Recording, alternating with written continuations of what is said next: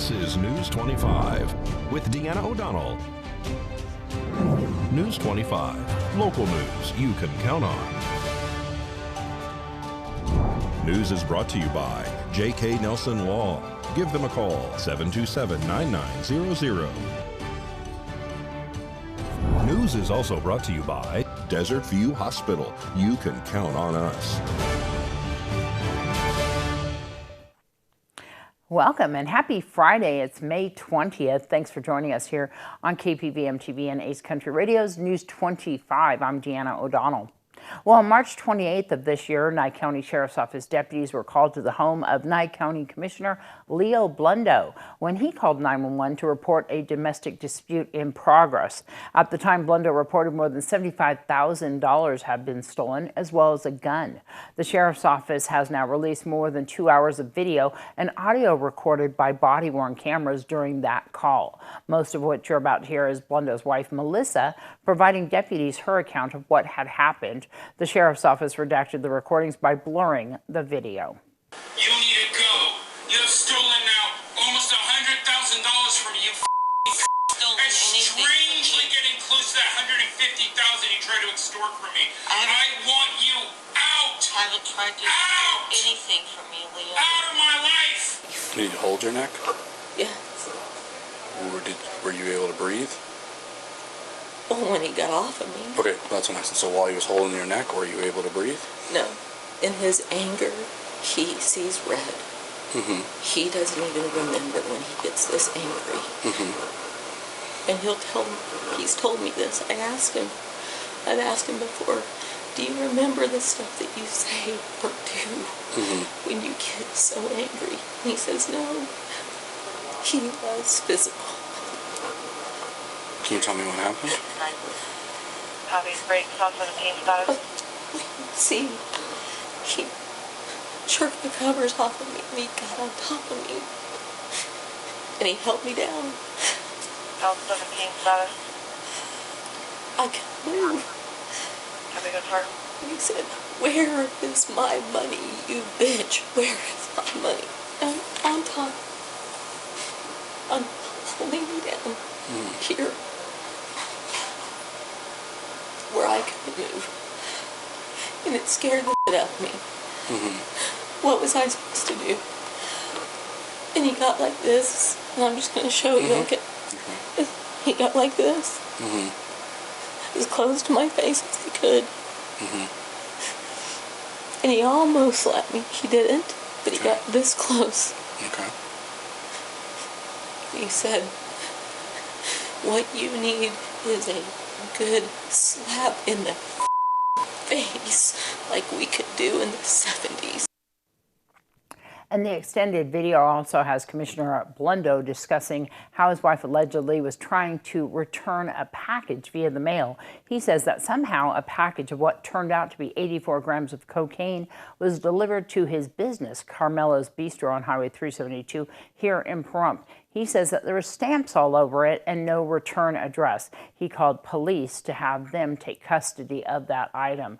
Although he never accuses his wife directly of that incident, he says that it is suspicious and asks that police do a better job of investigating the missing gun and money in this case.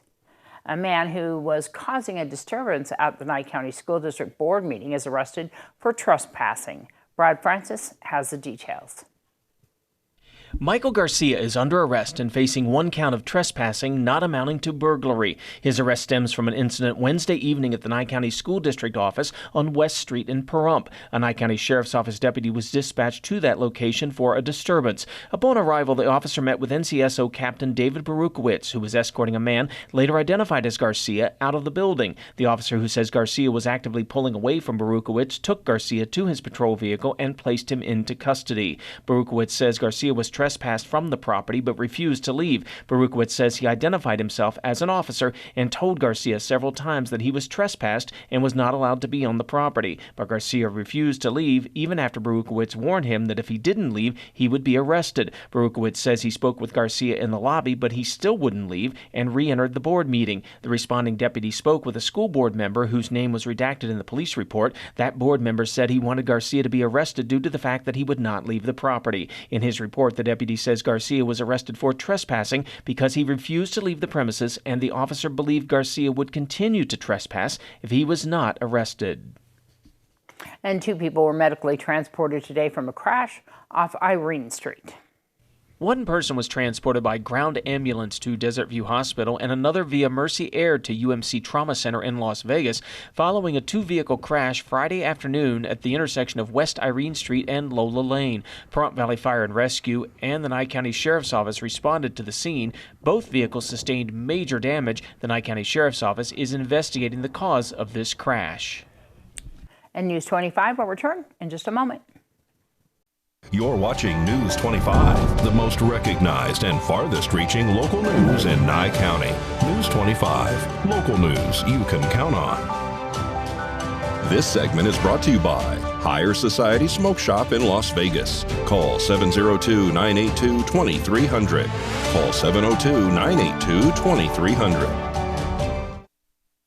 Well, the College of Southern Nevada congratulates the class of 2022 as it celebrates its 50th anniversary. A record number of students received their diplomas during Monday's ceremony. The College of Southern Nevada continues its 50th anniversary celebrations at its recent 2022 commencement, graduating the largest number of students in the school's history. Nearly 4,300 CSN students received their degrees, including former prison education student and stroke survivor Keisha Westbrooks, this graduation's chosen student speaker. She was coached by Communication Department Professor Chelsea Walls and others. Westbrooks told the large graduating class, many of whom also made history by receiving bachelor's degrees from CSN, to never stop pursuing their goals. We are here today to celebrate the fact that hard work, determination, and perseverance pay off. We will walk this stage today as graduates, despite the challenges of a worldwide pandemic. We refuse to allow the ugliness happening in our country to deter us from achieving our educational goals, and for that, we should be proud of ourselves. Westbrooks was congratulated at that packed ceremony by Governor Steve Sisolak, who also addressed the class of 2022, and CSN President Dr. Federico Zaragoza. CSN's first ever female instructor, Barbara Agonia, recounted the school's and her personal history shaping the college during the keynote address. And KPVM's own Dr. Unette Gentry also attended that graduation ceremony as a proud CSN instructor. This is Unette Gentry reporting for KPVM TV News 25.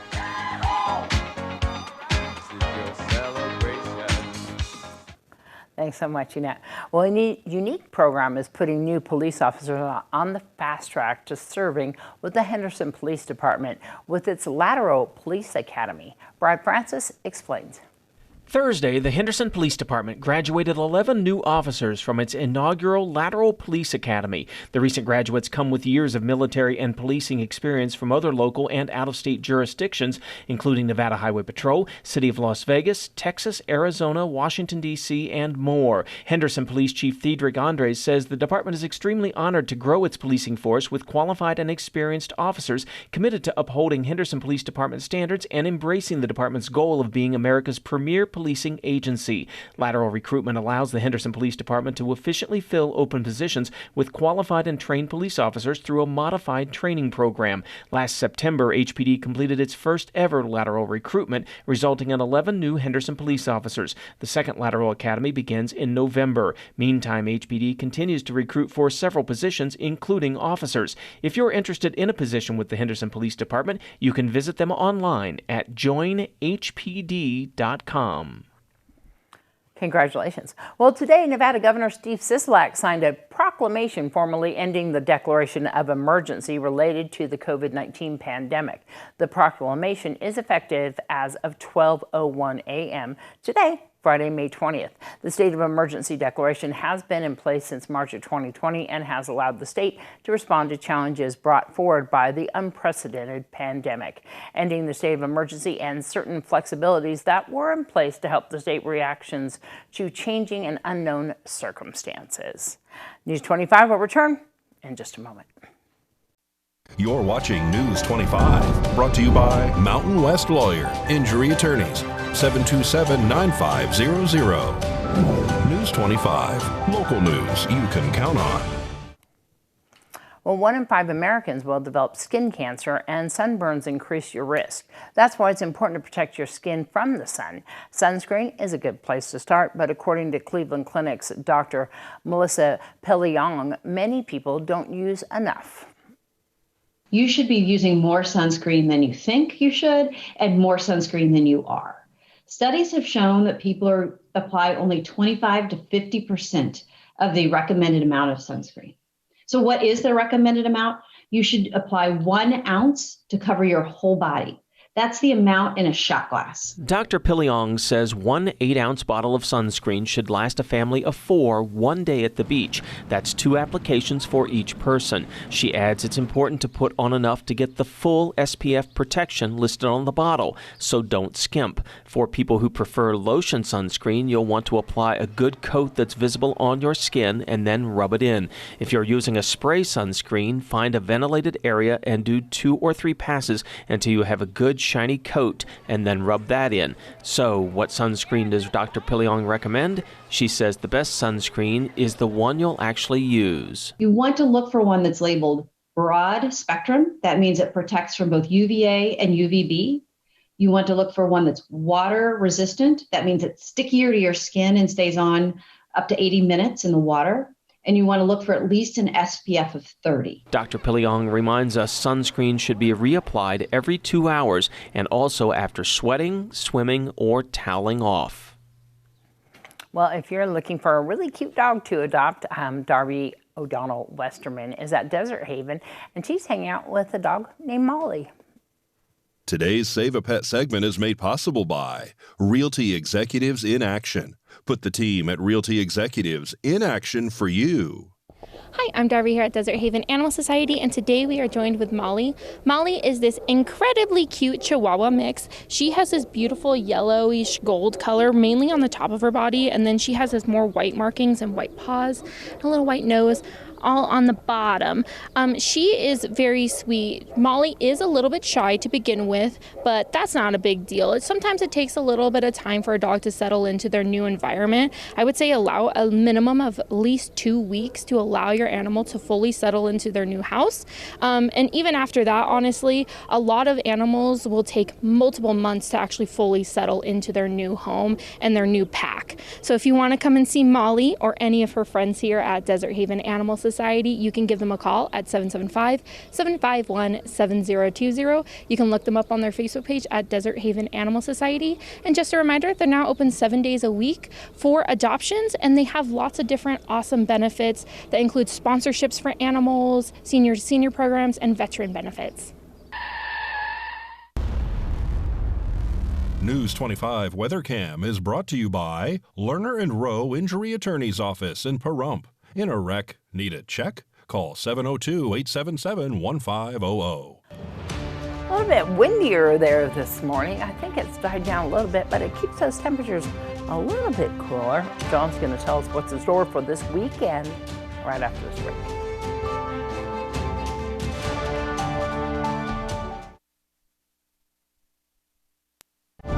News 25 weather is brought to you by Dairy Council of Nevada.